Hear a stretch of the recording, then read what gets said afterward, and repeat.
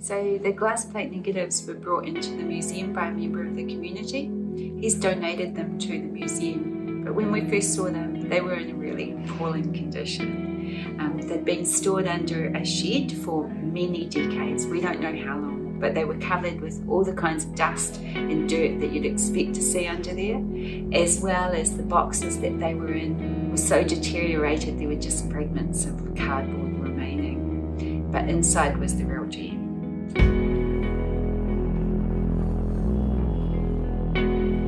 Most of the damage is just on the edges, so you get some images like this poor baby who obviously it's been at the top of the pile and a lot of the moisture has come in.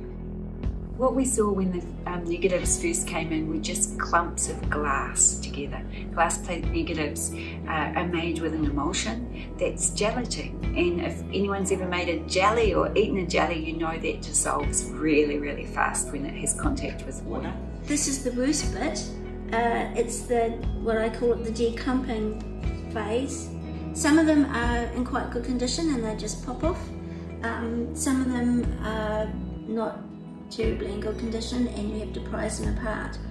Remembering that they're, as I say, 30 or 40-year-old glass, they're quite fragile. And with glass plates, the actual image is just sitting there on the back. They can't clean the side that the jelly emulsion is on, but they clean the other side. And then it's put into a scanner one by one. Even the scanner is a really slow process and it takes a few minutes to scan every image.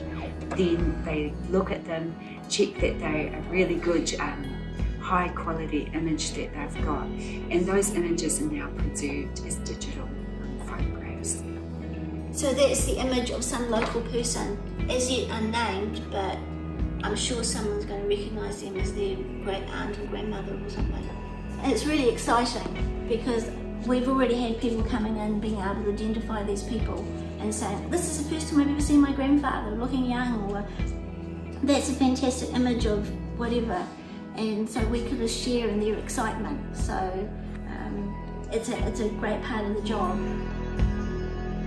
The negatives not only include important Chinese family from this district, but there's photographs of children and babies and families, men going to World War I. So there's a really big range of important and just everyday people from this district. So what I've been doing is following Kathleen's scanning process. I've been going through the images and putting them into a web interface so people can explore them on a computer, say in the research room, so they'll be able to access them in pretty high resolution as well.